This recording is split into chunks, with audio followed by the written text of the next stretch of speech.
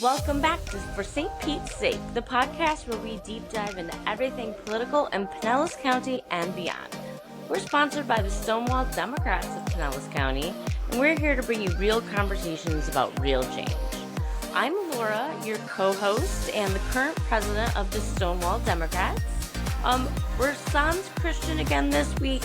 He's got some personal stuff going on, but he'll be back and for our next recording for sure. Today we are joined by May Thach. She is running for State House District 61.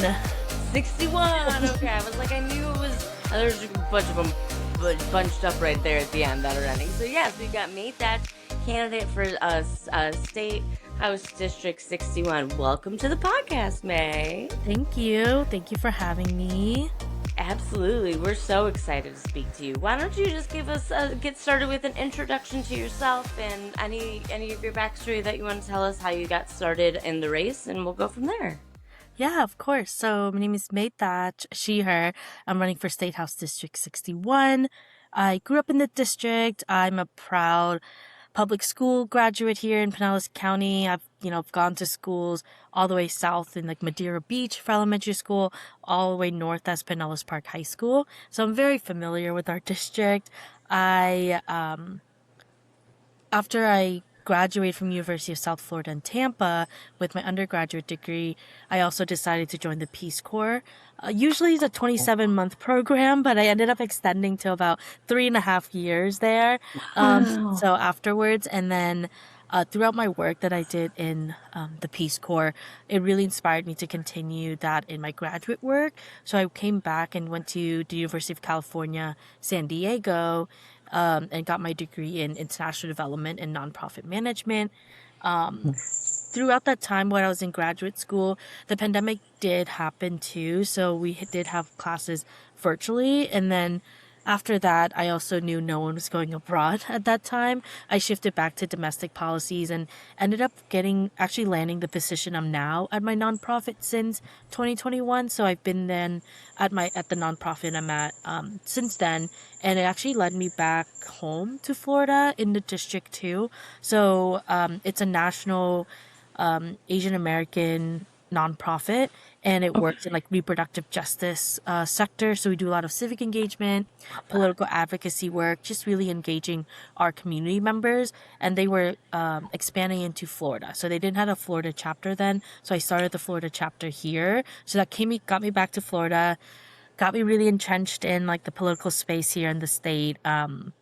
Truthfully, when I grew up here and things like that, like I was politically engaged, but it was more like through school or by myself. And so then, but then, you sometimes also like fall for like, oh my gosh, our government's doing this again, right? Whatever. And you don't think anything of it because as a young person, we get pretty insulated in like our own universe, right? So, so then it wasn't really until I was working in the nonprofit space that then I was like, okay, we're bringing people, letting them know their voices matter, the issues that they care about matter, bringing them to Tallahassee or Washington, D.C. on different policies. And like, I love that work. I still love it. And just because, you get to remind folks that we hold this power in this relationship with the government, right? We as the voters, we as residents, we hold this position where they wouldn't have this job without us, right? And so It's been really exciting to do that work. It's just that unfortunately, when we finally get folks to Tallahassee or to DC and getting them into the room with their representatives, sometimes they're not even in the room. Sometimes you get a staffer who doesn't know, or they can't have any like affirmative answers for you. So then your advocates get kind of, they're upset or like, they get discouraged. And then I asked myself, I was like, well, let's change that. If we did all this work to get you into the room, let's make sure the next time you're in that room, you're going to have someone that listens to you, that's going to actually at least care about what you're doing and also are from the area that you're coming from, right? Like, I think that all makes a difference because aren't they supposed to be our representatives? So that's really the main reason why I chose to run for office in our district, because I was like, I'm involved, like, so involved politically in our in our state work, but yet my representative, I don't even hear from you. So it's like, Right. oh, you know what I mean? So I was like, if I'm this involved and I still don't hear from you, what's everyone else? They never have heard of you. Exactly. And that's not how it should be. If you're supposed to be running as my representative, you should be representing me in these spaces. Correct. Yeah, they are the current at the state level and at the federal level, we're so the Republican Party is so insulated in their power. It's like they're allergic to town halls or anything to do with actually listening to constituents that aren't paying for that access. Mm-hmm. Mm-hmm. Yeah, and I mean, and that's actually been a big thing that we've been seeing across primaries and elections so far this season is, people are really rejecting a lot of people taking a lot of the corporate donations. So and that's your campaign is primarily grassroots. That's right? Yeah, it's all grassroots. We're not taking any kind of corporate pack or anything like that.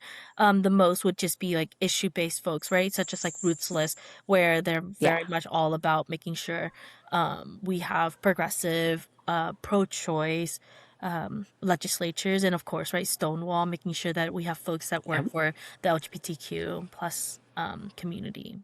Yeah, for sure. Yeah, and and there was that recent Supreme Court decision which effectively neutered the rest of the Voting Rights Act where you could just funnel money to political organizations and then they can funnel it to the candidates who candidates then get to buy like media time at a discounted rate than Yes. like the parties do. It's absolutely banana pants the way that Mm-hmm. Voting Rights Act has just been decimated. Right. And I think so much of our government that I know that we use the language around like, oh, maybe people won't understand this or like know it, but people do. Yeah. Like people know that when people say like, oh, I don't get involved in politics, because they're seeing it very specifically. That's like, I don't get involved in the nitty gritty of bills. Like, of course you don't, right? Like that's not your job. Right. Your whole point is that it's like you are electing someone to do that job. Like you're electing someone to, that's their day in day out, is figuring out what bills will be actually helpful to the community and which bills Mhm. aren't. That's true. And so that means what's our job and our role in that as a voter, as a resident, is making sure that whoever we elect or give this job to, they are actually going to do the thing that we say. But that requires us to have that accountability piece for that legislature that you just voted on for, and Right. vice versa for yourself, to get yourself, hey, I need to hold myself accountable that if this person said they're going to be working on this thing and they don't work on it, and their excuse to you is, Hmm. hey, sorry, next year we're going to try. Or, like we know the different dynamics, especially for us that are running on the Democratic Party. We are the Yeah. minority party. So there are Yeah. things that, are less. But honestly, I still think that is like a farce, truthfully, only because I think of it as, if you think of being an elected official is a job that you're applying Hmm. for. It's a very public job. Usually when we apply for Right. jobs and we get rejected, no one knows. But Yeah. elected official, you're gonna know if you got it or not. But truthfully, us as voters, we are their potential employer, right? So that Hmm. we have all that power. Like they will not get this job without us. And so my whole piece of it is, yes, I'm running for this position as a job, and I'm also a voter. I also get to decide Correct. who represents me too, right? On this ballot, in legislature in Florida Yep. or in the state, the council, whatever, in DC. And so we hold so much of that power, especially in the local level, to really decide like, Yeah. who do I want as the person that's going to do the job that I want them to do. And so because of that, I want folks to be reminded of that yes, like there's so much money into this piece. And if for you is like, oh, I just need to know their name and that's why I'll vote for them, then that's on you too. But if you're someone Yeah. that's like, I want to know what you're going to do for me, right? Right. Because you're supposed to be my employee as a legislature, right? Exactly. It's like you're supposed to do that. So then it should be then for us to like empower ourselves to say, actually, I do hold the power in this relationship. So you tell me what you're going to do for me. So if the legislature or like a candidate that you see, and they don't give you any concrete policies or anything that they're wanting Right. to do, then I would say, hey, don't get them. And then once they are in office, you got on this job, you're in legislature, it should not Right. matter what party you're a part of. You're all working for the same quote unquote company, which is our government, right? Like Yeah. we're supposed to make sure that it's like an affordable place that people can live in, make sure that everyone can thrive. So it's like in what workplace will you have where you would purposely go into the workplace and say, "Oh yeah, I'm gonna fight against with my coworker every day." Right. That would be a No, toxic work seriously. environment. Yeah, Right? Like exactly. you would literally get labor law violations on you if that Yeah. happens. But like that's what it feels like in our government now is that For yeah. you're able to get a free ticket to go in there and like argue with one another and not work towards making sure that the folks that employed you up there, which are your voters, Hmm. regardless of how you got up there, if it's through big money tickets, whatever that gave you your funding, they shouldn't be the ones that are dictating the policies that you're pushing for. It should still be working for the people, right? And I Correct. still really firmly believe that like if you are working to make sure that you get into this position where you have the privilege to represent all the people that's in your district to make sure that they Hmm. can live and thrive, then that's the work that you have to do is Yeah. leveraging, making sure there are different priorities. So work together to figure it out because like that's your whole job. I shouldn't then just say, oh no, they have so much power, like we just can't. I'm like, no, you all are all people that's supposed to be managing stakeholders and priorities, right? Like that's our whole job. Hmm. So we should Yeah. be doing it. And I'm not demanding it just for our folks who says they're Democrat. I'm demanding for every legislature because when you get Exactly. up there, politics should not be the thing that drives us for progress, for like actually the good policies that will be helpful to people on the ground. Because at the end of Yeah. the day, I think because I work in the repro space, the reproductive justice space, a big piece that Hmm. we always talk to people about is when you go into the doctor's office, you don't tell them what party you're a part of. You just need services, Exactly. right? And like, Exactly. and as a Same thing legislator, when you have to call the fire department. They don't care who you voted for. They're just no, coming. exactly. And speaking of that, right? Like, so then our job when we're in legislature is what are the things that we can promote and work on that will give services to all the people in our district, Exactly. in our state, in our county, whatever else. Because at the end of the day, we're just human beings living under our government. And Hmm. a big, maybe it's a tangent too, but a big piece that I thought about is, a lot of the times folks get nervous about saying like, oh, the state funding of this, or like getting nervous about, the state is gonna, what is it called? Use money that is going Oh, towards whatever, right? Like excess or whatever. They're like, oh, I don't know, yes. like it's a state funded thing. It's not going to work. It's not going to whatever. I'm like, it's not state funded. It's taxpayer funded. Right. They're not making any money. Their money is coming from our taxes that we pay into as people Yeah. that live in this state. So what our thing is telling our legislature, hey, that money that I gave you, I want you to work on this program that's going to be helpful to me, right? Such as Exactly. for us who live in our district, which is west of US 19 or 34th Street and Yeah. South 72nd Avenue north. And so we get like the southwest Pinellas County area. So the Yeah. beaches, a bit of like the inner St. Pete and like Kennett City and all that places Yeah. for those of us that are by the water, like especially our cities and towns that are there, the support and Yeah. services they need is making sure that every time that there is some sort of natural disaster, we can actually not have to feel like our whole roads are flooded, right? We actually need Exactly. stormwater infrastructure. We need to make sure that we have robust like building codes that would not destroy our buildings when we do have a hurricane or anything, right? So Yeah. those are very specific things we need for our services. And so, as the representative, when you go up there, you start to look at, okay, what programs can we fund that will then give us these services here? But truthfully, Yeah. we're surrounded by water in the state of Florida. Right. That has to be a statewide policy, right? That we're working Correct. on improving our waterways and like our infrastructure around the state. Yeah. And so since you've been, campaigning, doing doors and making phone calls, what are you hearing from people that are the top priorities? Nationally, the story is affordability. I'm sure it's the same here, and it's, this insurance and housing, Yeah, basically.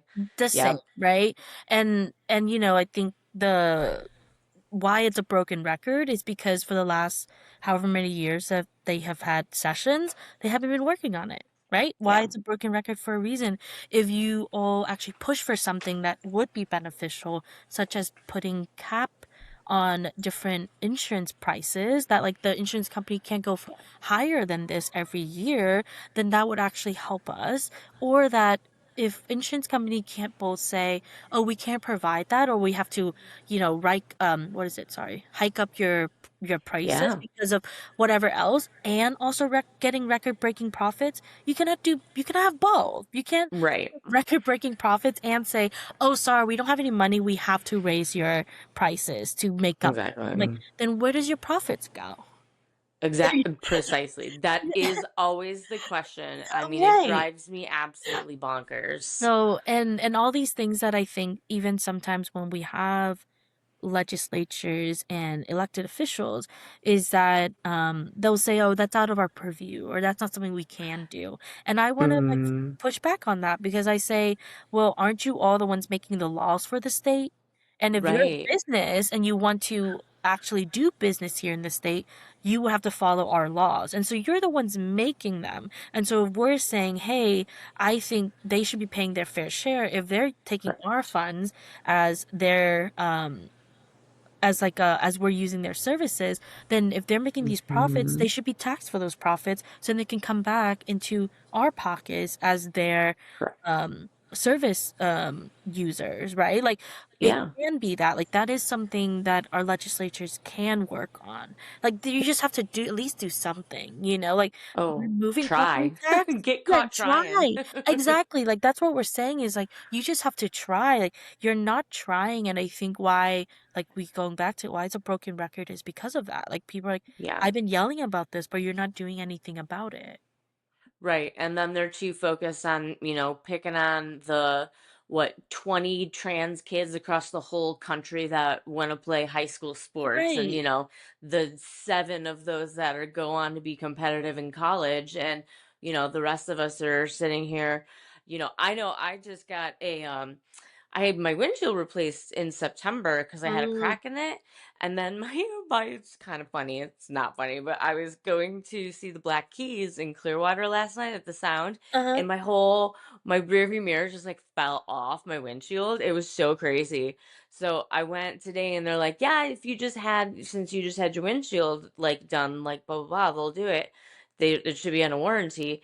They come back today to look at it, and they're like, oh, there's a new crack, it's not under warranty anymore, like you're gonna have to do a whole new claim. So Mm. like that's a whole new claim that's gonna go with my insurance, that's gonna be a And they're gonna second claim within yeah. how many months, like Mm. bye bye, that insurance is totally gonna drop me, like. Yeah, and I think like my piece around it all is that because these issues have consistently been a problem, there's Yeah. been multitudes of studies and people like everywhere giving you like, these are some things that we say are policies that could be helpful, right? That could actually fix this issue, and yet it's not happening. It's not Yeah. happening in legislation. And even like I talk to folks, I say it's like, okay, you have an incumbent who's been in that position for this X many of years. If they're still if they're quote unquote the the powerful side, right? The ones that have the Right. majority, then what's their excuse for not making it happen? You have Yeah. the levers. You say that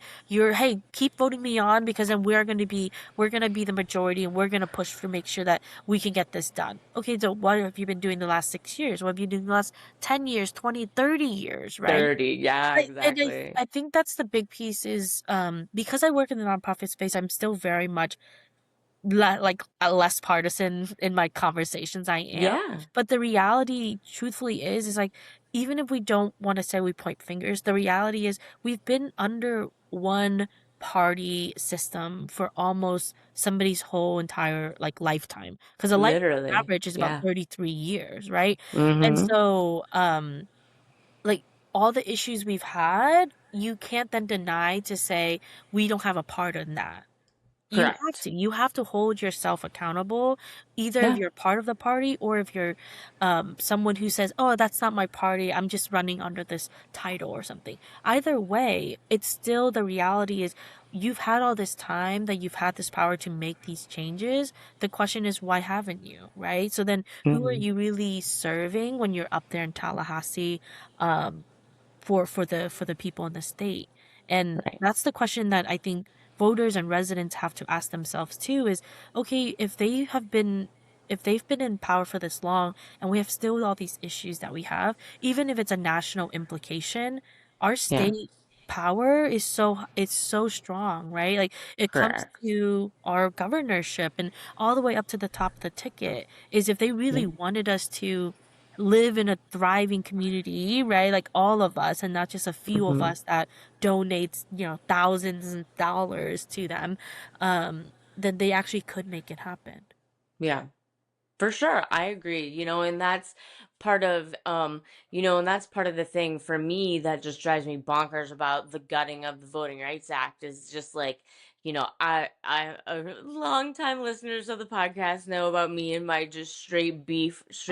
homie with John Roberts, Supreme Court Justice, like Shelby County, let's Mm-hmm. talk, you know what I mean? Like it just the unraveling of our the voters right acts have just really it's been scary, and then you see the states that were part of the historical Mm-hmm. confederacy just like hop in and do put all these barriers in to gerrymander, to suppress your vote, make you re-enroll and vote by mail every year, every Mm-hmm. 2 years, like make it, reduce polling places and everything. And it's and federally we're down to I don't even know if the Federal Election Committee has a quorum at this point because it's just been decimated. I don't even think they can meet to Yeah. like appropriately like settle, that's the Federal Elections Committee is supposed to be the one that settles like any quarrels between Mm-hmm. campaigns or whatever, and like that can't even meet anymore. And it's just, yeah, it's precarious. It's a Yeah. precarious time to, for voters, Mm-hmm. for all of us. Yeah, for sure. And and I think that's the piece that truthfully working in this space but also just in general as a person is I want us to what is that not spend effort having to convince each other that voting matters, right? Like I Yeah. think that should already be our norm, like that, Yeah. because for me, like, when have you ever truly spent money doing something that you thought didn't matter? why would Right. why would people spend all this millions and millions of dollars to give you this propaganda to say, "Hey, your vote doesn't matter. Don't worry about it. Every election, don't come out." Right? It's not going Exactly. to change. It's not going to make a difference. Like, why would they spend all this time doing something like that if it didn't matter? Right? Because for me, truthfully, I also say is, when have you heard that from quote unquote Republican or whoever else that has been in power for so long that they say, "Oh yeah, voting doesn't matter." Oh, you mean the mechanism that we can use to make Exactly. sure there are people up there who are using policies that will be beneficial for me and my family, right? Like, Hmm. the one of the many tools that we can use, all of a sudden this one tool doesn't work. But yet Yeah. it does work because we see how, because there are folks who certainly have gotten the message that voting does matter, they consistently show up at every time that you can vote. And my piece around it, why I don't want to talk about it more, is because it only ever matters during an election. If we didn't have Yeah. an election, you can be like, I'm gonna go vote. For what? There's no election, Right. right? It only Right. matters right here and right now when there is an election. And so I'm like, I'm gonna skip that conversation and instead Yeah. say, hey, what are you voting for? What are you voting against? Ex- That's the conversation that I think is more robust that we should be having. So then when you go to the ballot box or when you fill out your mail-in ballot, you start to see, mhm. oh, this is a person that have said they're going to work for the thing that I'm wanting to vote for, right? That I Exactly. want to see. So then we can have more conversations around that rather than spending all this time and effort and millions of dollars in campaigns to tell people, hey, your vote matters. And I know that it makes sense because for a very long time, we've been conditioned and been told, certain groups of us, to say voting doesn't matter, right? And we believe. Hmm. And so for me, I'm like, I'm gonna actually make it easier on myself and say, hey, voting does matter, so I show up every time. Right? And I Yeah. tell and I try to use the analogy for folks to kind of think of it because, capitalism is all around us. Um, Yeah. is that like I said, if you're a candidate, you're running for a job, that means you're a potential employee, and if you're a voter, you're a potential employer of theirs. Yeah. So if you're looking for a job and you go to a store and it says, "Sorry, we're not hiring." You wouldn't talk to them, right? You're like, "Well, you're not hiring. Right. Why would I talk to you?" So instead, if you say, "Actually, I am hiring," meaning I'm the potential employer of yours and I'm voting in this election, you tell me, how are you going to be a good employee of mine? So then Yeah. that candidate will then have to talk to you, have to consider what you want them to do when they get elected, when they get employed by you, right? It Yeah. just happens to be that I need 44,000 employers in order to get this Right. job. Exactly. But either way, that is the reality of it, right? Is we are that is how voting works. And like if you put yourself out, then that means whoever gets up there, they're going to push for policy that will still affect you, because aside Mm-hmm. from being a voter, you're also the resident of that state. So whatever Exactly. happens, whatever laws gets up there, you're going to have to fall under that, right? And so why Mm-hmm. not give yourself the opportunity to be able to decide or like influence who's going to get the privilege to represent your values when they're in Yeah. Tallahassee. Yeah, I saw like a joke on Threads or something or on Instagram during Love Island. It was Uh-huh. like, we better have at least as many people vote in the midterms as y'all voted for Love Island, okay? Like, I know we all love the Brinity of it all, but like, we need at least that many people in the midterms. This is important. Exactly. So then it's like, see, so you voting does matter. You see how it matters in places like that. Exactly. So don't give me the conversation when I go tell you to vote that you're like, oh, it doesn't matter. I'm like, do you say that when you're voting for American Next, I don't know, American Idol or Yeah, whoever's in American Love Idol, Island, right? Like, Survivor, any of that. that's all the Exactly. voting mechanism. We're using the same. For But sure. going back to what you mentioned before, in the sense of with the Voting Rights Act and everything, I mean, we even think about ourselves in Florida, right? In Yeah. 2018, we actually, as the people, as the voters of Florida, we Yeah. wanted formerly incarcerated folks to be able to vote, but Yeah. yet it's still the implementation slow Yeah. down because they're like, well, we don't want millions more people who can put their voice out there and demand Yeah. for more for themselves because they live here, right? Like I always think of it, if your philosophy is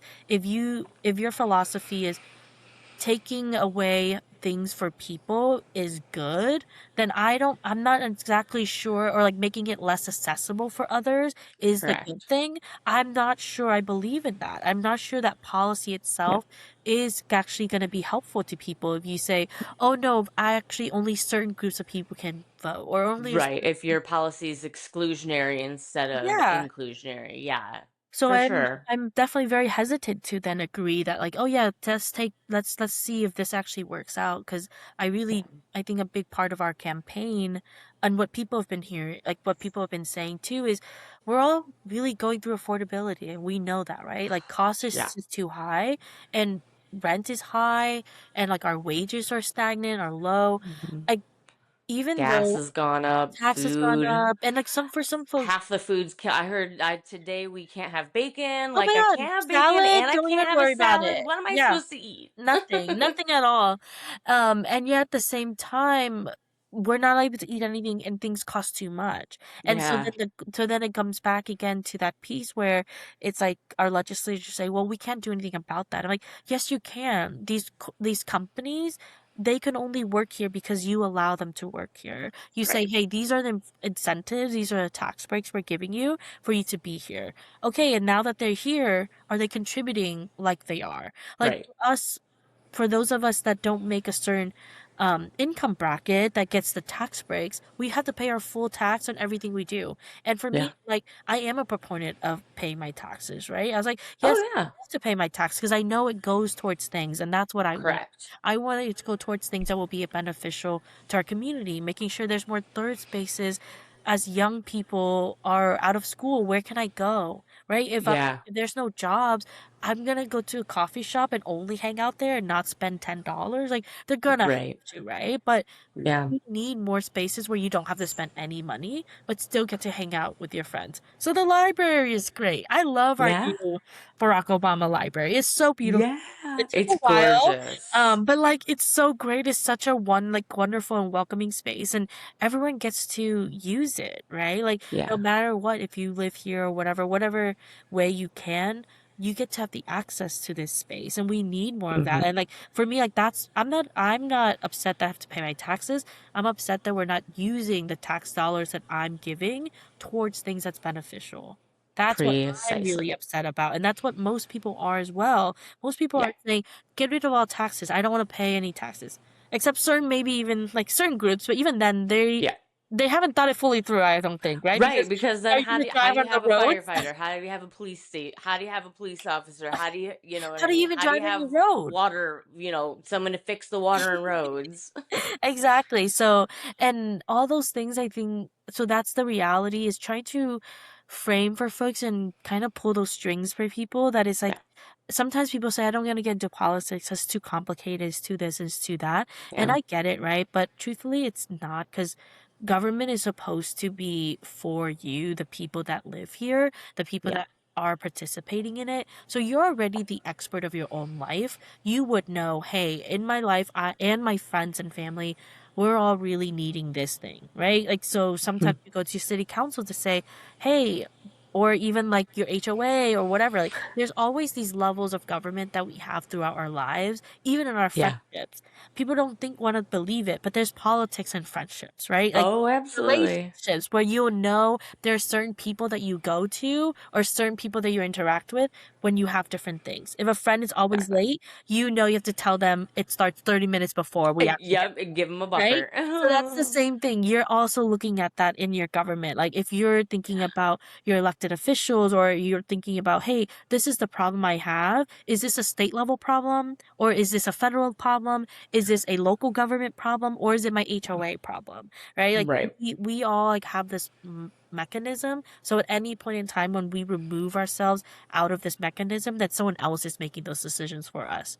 Right? Now Yeah. you're feeling there's this problem but you feel like there's nowhere for you to go. And that's, I think, Hmm. is what people are feeling. And that's where the Yeah, hopelessness comes, right? You're like, I for have this sure. problem. I know I have this problem, but who can I go to? And right Hmm. now, the trust for our government is so low because we Yeah. haven't seen it where you were realizing, oh, wait, someone told me I was supposed to go to my representative. So I try to Yeah. call them, but they don't have an office. So I can't go see them. So I keep Right. calling and then I have a voicemail, but the voicemail inbox is full. It's So then full. I can't Yeah. even leave my problem. So then you're thinking, so then it's over, right? You feel like there's nothing left that you can do, but there Hmm. is more that you can do. But the truth, the reality is too, is if you're that representative, your mailbox, your voicemail inbox is full, you don't have an office, you don't have like office hours, then Yeah. you shouldn't be in that position. Right. Because when people need you and you're not there, then what are you doing? You're not even Yeah. What's your point? like, what are you representing? You're representing Exactly. vacancy. Yeah, you're Yeah. representing like that Precisely. government doesn't work because you try to Yeah. reach out to me and I'm not here. Right? And Yeah. if you're my connection to the governance that's supposed to work, then of Hmm. course I can see why people feel hopeless about it, right? But Oh, absolutely. but that's what elections are for. And like going back to my analogy with jobs, an election is basically a job performance review. Every single election, Exactly. you get to review and say, oh, what did you do the last 2 years? What did you do the last 4 years? Is it something that I Hmm. want you to keep doing or what you've been doing is terrible? Well, this is your opportunity. Is there someone else that's going to have the opportunity to do a better job than they are? And you Right. know, in my race coming against an incumbent who's been in those positions, um, you do have quote unquote like the disadvantage to say, well, you haven't been in the job, so I don't know if you're going to be good in it or not, Right. right? So Right. you do get that, and I totally understand it. And I also want to ask the person, like, okay, whoever has the job now for the last 6 years, what have they been doing though? Exactly. What So have they like, done for you in if that time? right, if they're not doing anything that is as beneficial, then why not give a new person a A chance chance on me. who Exactly. has the chance to actually try for something new, right? And I think that's the piece I want folks to give themselves is give yourself the chance to try. Like try Yeah. it out. Try vote. Like if we had an 80, a 90% voting Oh my instance, gosh, like 80, turnout. 90% people turn out for voting and then it still doesn't work, then I will say let's give something else a chance. But we're like Exactly. at a 60% on a good election year, Ooh, 70, right? That's 80, like, yeah, you that was know, like Barack Obama levels. you know, and so I always say that I'm like, let's give it a better than a good old college try of a Exactly. 70% and actually give it a B plus an A plus try on this method to see that, yeah, like I want people to feel that's like every time I show up and the piece around voting that I think a lot of us that um are, you know, born and raised in this country is that not everyone has that. Not Yeah. everyone has the opportunity to do that. Like, so your folks who aren't eligible to vote, they still have to go under the same policies that are being pushed. And for them, they don't have the direct line to choose that, but you get to be their direct line. So when you are voting, you are holding so much of this power to make that Yeah. difference in your life, in your friends and family's lives that, you know, I think and that's a piece that I think I also want to remind folks is that we're not saying voting is saving us. We're saying voting is one tool out of a Right. very big box of tools that you can Toolbox. Yeah. use to make sure that we are pushing for progress for people where people can live and thrive in our Mhm. country, in our state, right? It's just that I just get really, um, honestly annoyed when people just Yeah. purposely don't do it. And I was like, even if you think someone that you think is most likely gonna win or whatever else you think they're gonna get elected, or even like the ballot measures we had, right? They're like, oh, Yeah. I just thought it was gonna win, so I didn't vote. I'm like, even if you Right. thought it was gonna win, what would be What's the the harm? negative for you Yeah. to be the other extra vote that will push it Yeah. over, or That that will pushes still it up. be in Yeah. the 60%, the 61%? You still Mm. got it, right? Like, why Yeah. not do it? Even if you think it's gonna win, it's not gonna Right. hurt it Yeah. if you voted, right? Like, it actually hurts when you don't vote for it because Yeah. now everyone's like, they're probably like the 3% that ended up not getting for Amendment 4 or for legalized marijuana. They probably, those people are like, oh, I thought I was gonna win, so I didn't go. Yeah. Yeah. Well, and like you said, they wouldn't work so hard to make it hard to vote if it wasn't important for us to do it. Exactly. So, Yeah, yeah. absolutely. Yeah. So, Alrighty, well, I think that is a good time for us to shake in, pivot into our last segment here, our yeah. shout out or shutdown.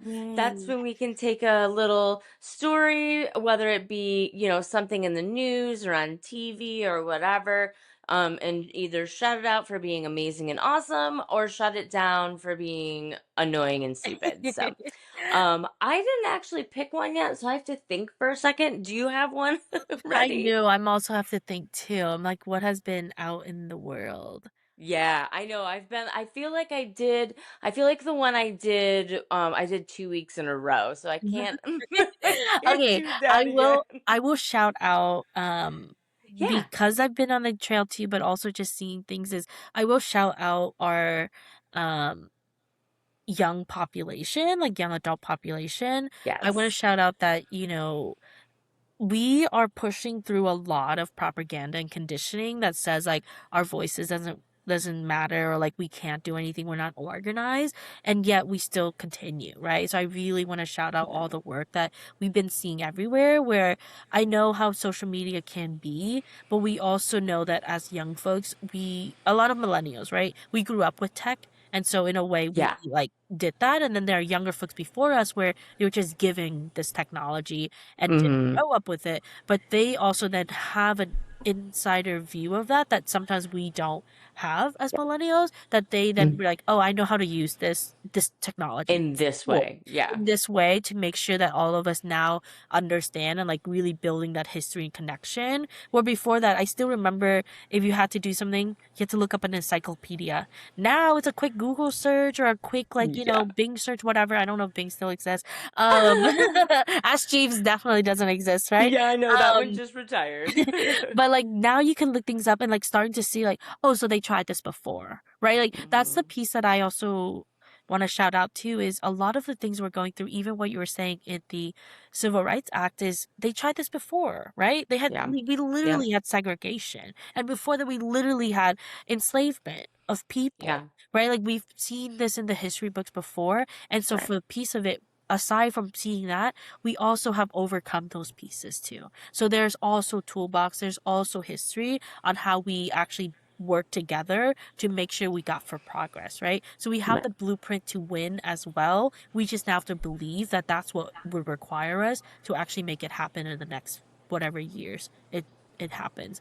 So I do want to shout out young folks to be able to continue it despite right all of the rhetoric that we get that would bash like Yeah. young folks on me, like, no, you're thinking too small, or oh, you're too naive to think of this way. It's like, no, I'm gonna think this idea, like, I want this future because I'm gonna be living here. I'm gonna be living Yeah. in this future where climate change is a part of everyday life. It already is a part of everyday life, but I want to work Yeah. towards making that less, right? So they do have skin in the game. They know Oh, what's to come. absolutely. So like I Yeah, just for shout out sure. young folks. Especially the younger ones, they're getting dealt this hand that, is especially with like climate change and stuff. It's gonna be rough unless we do some major about faces like Mm-hmm. really quickly. Yeah. So yeah, yeah.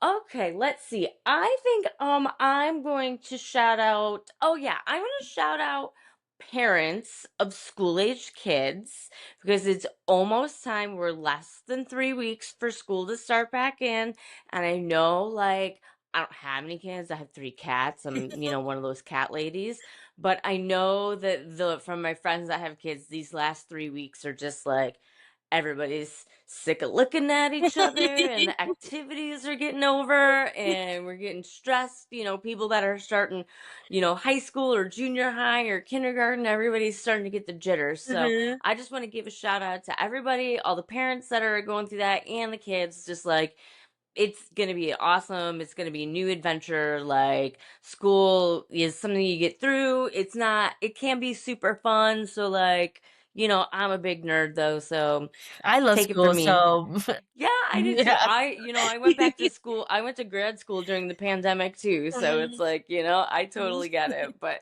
yeah, so just shout out to everybody, mourning the end of their summer break. It'll be okay. Yes. Fall weather will be slightly cooler in Florida. Allegedly. Allegedly. We'll Allegedly. see. We'll see what climate change has to say with that. Exactly. Exactly. Well, thank you so much, May, for joining us on for St. Pete's sake. It was great to have you on today's episode.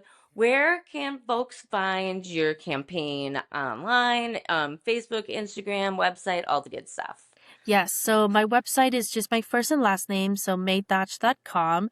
And then for Instagram and Blue Sky, which I will say I'm not as active in, but Instagram definitely for sure. It's May, the number 4, Pinellas is for May 4 Instagram. pronounce. Oh wait, no, I'm lying. That's for Facebook.